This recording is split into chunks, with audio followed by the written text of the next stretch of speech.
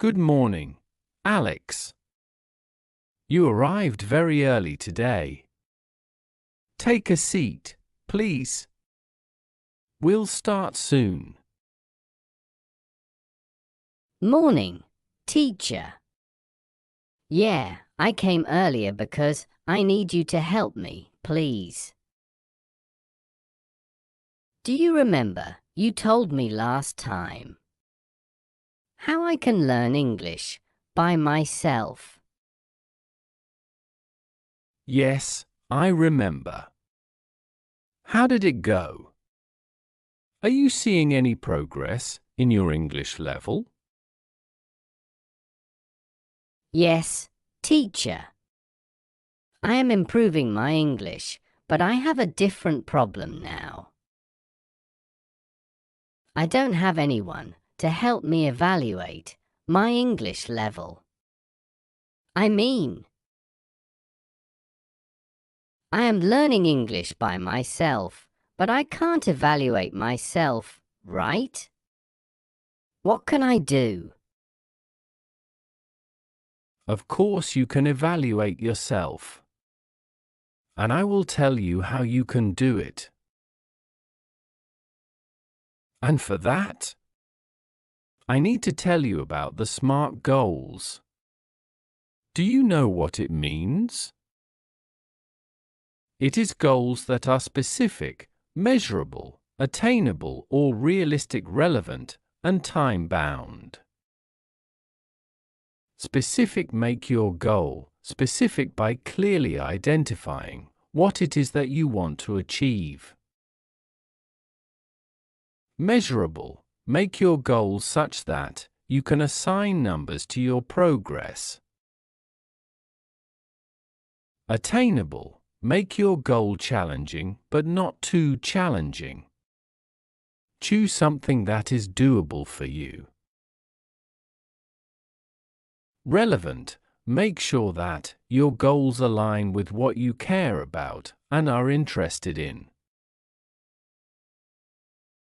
And finally, time-bound: specify a time period for your goals.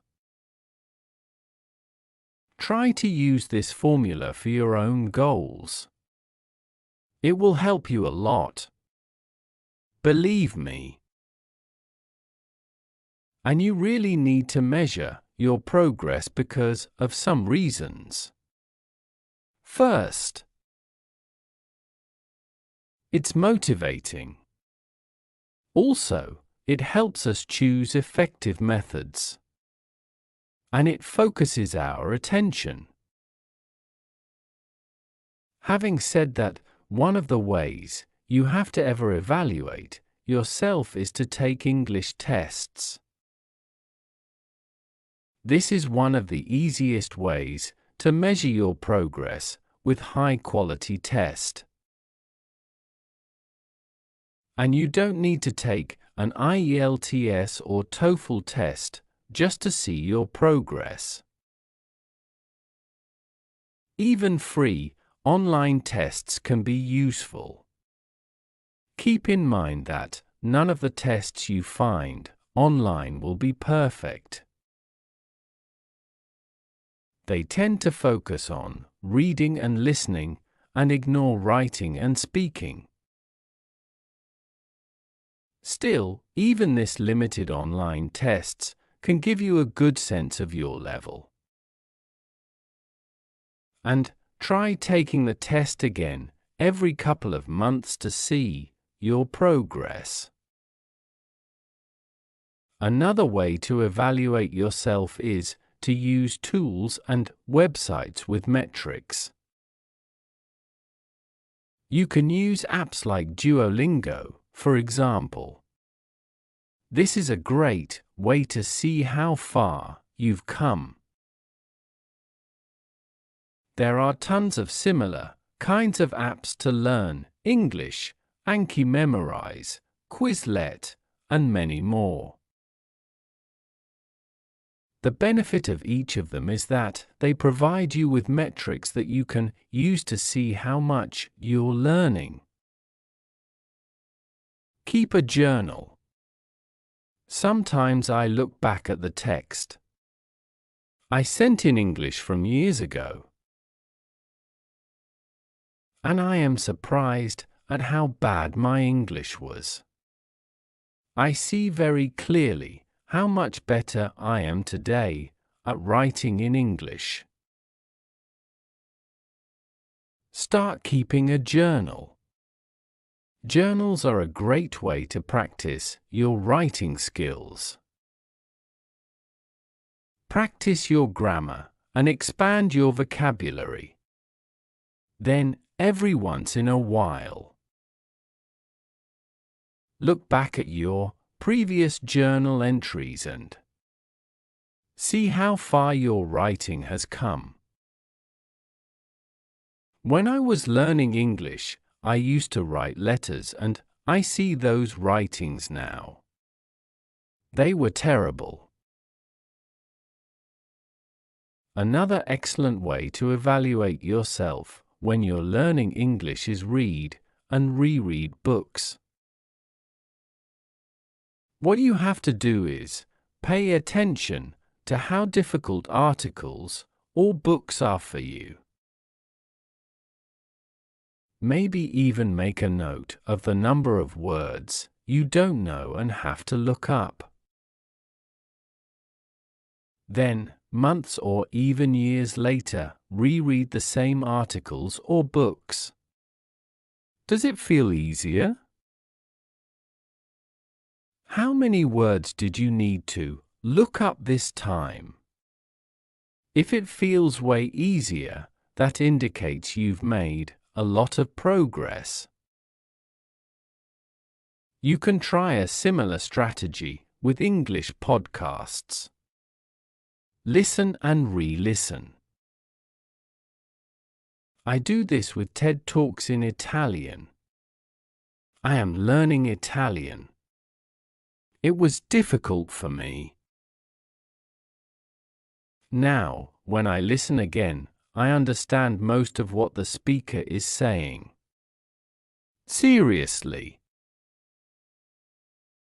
Try this yourself.